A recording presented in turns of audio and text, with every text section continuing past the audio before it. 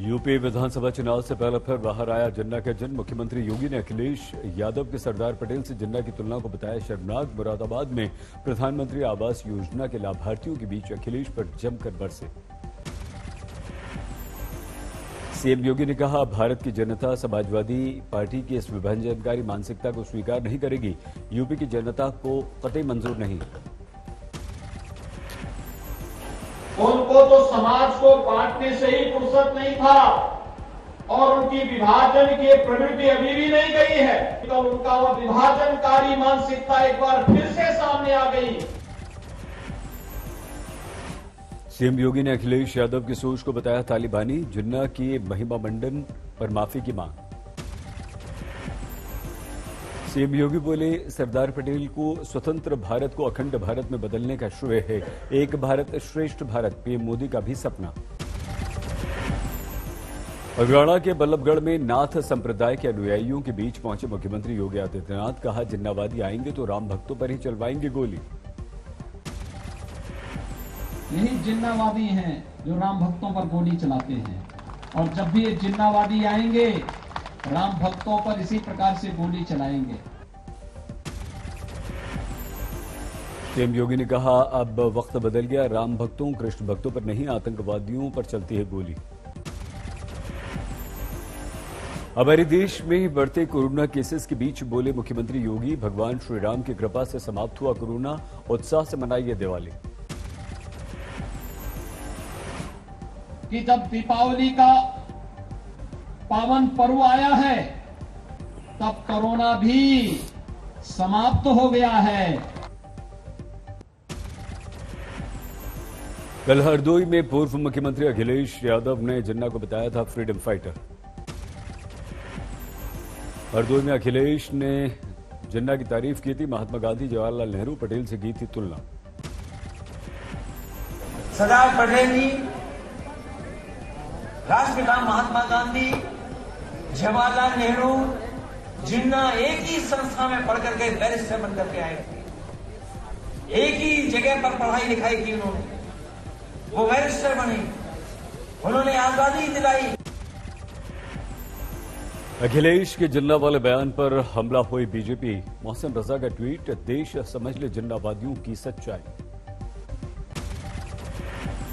BJP के प्रवक्ता राकेश त्रिपाठी ने कसा व्यंग्य। कहा, अखिलेश के ज्ञान को सुनकर आप अपना सर पकड़ लेंगे।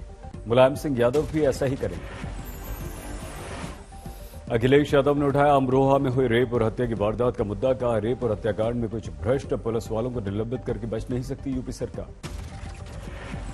अखिलेश बोले, अमरोहा रेपकांड के आरोपी के सितंबर से फरार होने का यूपी सरकार को पता था। सच ये है कि उत्तर प्रदेश की सरकार ही फरार। यूपी के अमरोहा में संदिग्ध परिस्थिति में पेड़ पर लटका मिला 16 साल की रेप पीड़िता का शव। पिता ने लगाया हत्या का आरोप। मृतक नाबालिग के पिता के अनुसार 25 सितंबर को मोनू नाम के एक आरोपी ने लड़की से किया था रेप। तहरीर लिखवाने पहुंचे परिजनों पर पुलिस ने छेड़खानी की शिकायत दर्ज करके डाला था दबाव। एसपी ने 3 पुलिसकर्मियों को सस्पेंड भी किया। भी थाना प्रभारी आदमपुर और 2 सिपाही उनको निलंबित किया गया है। वर्तमान घटना के संबंध में परिजनों के द्वारा दी गई तहरीर के आधार पर 3 अभियुक्त के खिलाफ मुकदमा पंजीकृत किया गया है। महाराष्ट्र सरकार के मंत्री नवाब मलिक पर उद्धव के आरोपों की नई किस्त। आज केस में बीजेपी नेता और पूर्व मुख्यमंत्री देवेंद्र फडणवीस पर नवाब मलिक ने किया वार। नवाब मलिक के अनुसार कई बीजेपी नेताओं के ड्रग पेडलर्स से हैं संबंध। देवेंद्र फडणवीस का ड्रग पेडलर जयदीप राणा से नाता है। कहा, ड्रग पेडलर से फडणवीस के संबंधों की होनी चाहिए जांच। नवाब मलिक का बहुत बड़ा आरोप। कहा, महाराष्ट्र में देवेंद्र फडणवीस के इशारे पर होता है ड्रग्स का खेल। जो देवेंद्र जी का वजह है वो लगातार एनसीबी ऑफिस में बैठता है। पूरा ड्रग का खेल कहीं न कहीं देवेंद्र जी के आशीर्वाद से महाराष्ट्र में चल रहा है। मंत्री नवाब मलिक ने पूर्व मुख्यमंत्री देवेंद्र फडणवीस की पत्नी अमृता फडणवीस और जयदीप राणा की साथ साथ तस्वीर भी ट्वीट की। मंत्री नवाब मलिक ने प्रदीप गाबा को बताया महाराष्ट्र में ड्रग्स के धंधे का बड़ा किरदार। किया सवाल, बड़े बड़े ड्रग पेडलर क्यों और कैसे छोड़ दिए जाते हैं। नवाब मलिक ने केंद्रीय मंत्री रामदास आठवले पर भी किया पलटवार। कहा, आरोपियों का समर्थन करना दुर्भाग्यपूर्ण। समीर वानखेड़े के परिजनों से क्यों मिले आठवले। देवेंद्र फडणवीस ने नवाब मलिक पर किया पलटवार। अंडरवर्ल्ड से जोड़ा नवाब मलिक का संबंध। कहा, दिवाली बाद दूंगा सबूत। फडणवीस बोले, नवाब मलिक ने जलाई है फुलझड़ी, दिवाली के बाद मैं फोड़ूंगा बॉम्ब। अब उन्होंने एक फुलझड़ी जलाई है तो बम तो फूटेगा और दिवाली के बाद फूटेगा।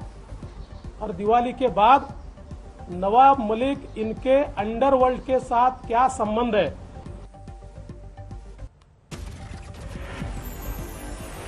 देवेंद्र फडणवीस ने कहा, मेरी पत्नी की जो फोटो नवाब मलिक ने दिखाई है वो 4 साल पुरानी है। 4 साल बाद एनसीबी ने जयदीप राणा को किया है गिरफ्तार। फडणवीस ने कहा, 4 साल पहले रिवर मार्च संगठन की क्रिएटिव टीम मुझसे मिलने आई थी। इसी दौरान राणा ने खिंचवाई थी तस्वीर। फडणवीस ने कहा, मेरे साथ भी जयदीप ने खिंचवाई थी तस्वीर। साजिशन उसे नवाब मलिक ने पोस्ट नहीं किया, पत्नी को बनाया मोहरा। फडणवीस ने कहा, नवाब मलिक के जमाई के घर गांजा मिला तो पूरी राष्ट्रवादी पार्टी ही ड्रग केस में सम्मिलित मान लिया जाए। मैं ऐसा नहीं मानता। फडणवीस बोले, खिसियानी बिल्ली खंबा नोच रही है। ड्रग्स केस में जमाई का नाम आने से नवाब मलिक बौखला गए। देवेंद्र फडणवीस की पत्नी अमृता फडणवीस का भी नवाब मलिक पर पलटवार किया ट्वीट। विनाश काल विपरीत बुद्धि। मंत्री नवाब मलिक ने पूर्व मुख्यमंत्री देवेंद्र फडणवीस और उनकी पत्नी अमृता पर फिर से किया पलटवार। ट्वीट किया, कल दूंगा इनके आरोपों का जवाब। दिल्ली में अनुसूचित जाति आयोग के दफ्तर पहुंचे समीर वानखेड़े। नवाब मलिक ने वानखेड़े पर फर्जी दस्तावेज से नौकरी पाने का लगाया आरोप। समीर ने सौंपे अपने दस्तावेज। अनुसूचित जाति आयोग के अध्यक्ष विजय सांपला ने कहा, वानखेड़े ने बताई अपनी व्यथा, सौंपे दस्तावेज। मैंने गृह मंत्रालय, महाराष्ट्र सरकार से भी मांगी है जानकारी। दस्तावेज की होगी पुख्ता जांच। विजय सांपला ने कहा, दस्तावेज अधूरे दिखाई देने पर जांच के लिए टीम का गठन करूंगा।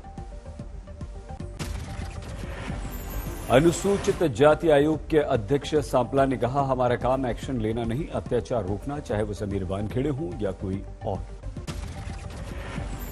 जो संबंधित कोई भी डॉक्यूमेंट है वो हम मंगवाएंगे और जल्दी उसके ऊपर जो है कोई भी अंकुश ना रहे उन सबको क्लियर करेंगे।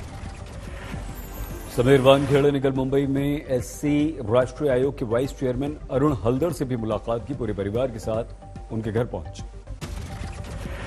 मुंबई में प्रवर्तन निदेशालय के ऑफिस पहुंचे महाराष्ट्र के पूर्व गृह मंत्री Anil Deshmukh. Money laundering case में दर्ज कराया अपना बयान। कहा, अब तक नहीं था मेरे और मेरे परिवार पर आरोप। सचिन वाजे और परमवीर के कारण परिवार परेशान। उसको थोड़ा वक्त लगने वाला है उसका नतीजा आने के लिए। ये सोच के मैं आज खुद होके ईडी ऑफिस में यहां पे आया हूं। 19 महीने बाद आज फिर से खुल गए दिल्ली के स्कूल। नर्सरी से लेकर 8वीं तक की कक्षाएं आज से शुरू हुई। दिल्ली में सुबह स्कूल पहुंचे छात्रों को सबसे पहले सिखाया गया सेहत का सबक। व्यायाम पर दिया गया जोर। दिल्ली के राज निवास मार्ग पर बने राजकीय प्रतिभा विकास विद्यालय में दिखी हैरान करने वाली तस्वीर। मास्क में नजर आए सभी बच्चे, लेकिन बिना मास्क के बच्चों को पढ़ाते दिखे एक शिक्षक। डीडीएमए ने 8वीं तक की क्लास के लिए जारी की गाइडलाइंस। एक क्लास में 50% बच्चों को बैठाने की आज्ञा। स्कूलों को सख्त हिदायत, किसी भी छात्र को स्कूल आने के लिए न किया जाए मजबूर। बिना वैक्सीन के स्टाफ को स्कूल में नहीं मिलेगी एंट्री। खाना और किताबें साथ में लाना होगा। कल से केरल में भी स्कूलों की पढ़ाई शुरू। देश में फिर से बज रही है कोरोना के खतरे की घंटी। बढ़ रहे हैं केसेस। पिछले 24 घंटों में 251 लोगों की हुई है कोरोना से मौत। केरल में 24 घंटों में 7,167 केस, 167 की मौत। पेट्रोल डीजल फिर से बढ़ गए। 35 पैसे दाम बढ़े। पिछले हफ्ते पेट्रोल डीजल के दामों में 2 रुपए प्रति लीटर से ज्यादा की बढ़ोतरी हुई। दिल्ली में 1 लीटर पेट्रोल के दाम 109 रुपए 69 पैसे हुए। डीजल भी 100 के नजदीक। दिल्ली में 1 लीटर डीजल 98 रुपए 42 पैसे। बालाघाट में जबरदस्त पेट्रोल डीजल महंगा। 1 लीटर पेट्रोल 121 रुपए।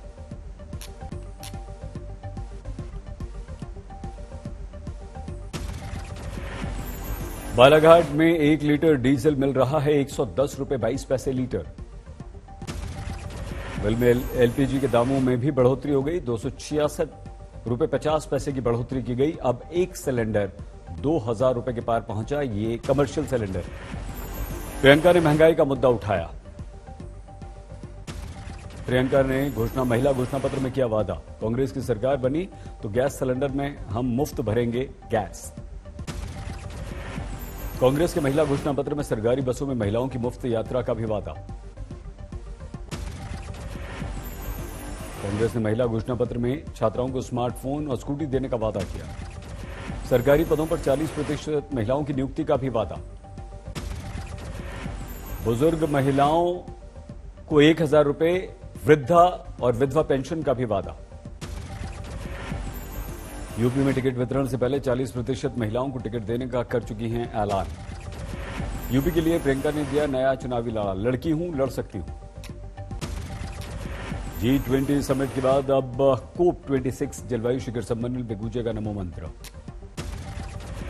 जलवायु परिवर्तन के कारण भारत में होने वाले नुकसान के मद्देनजर महत्वपूर्ण है ग्लासगो का पीएम का दौरा। ब्रिटेन के पीएम बोरिस जॉनसन से भी मिले पीएम मोदी।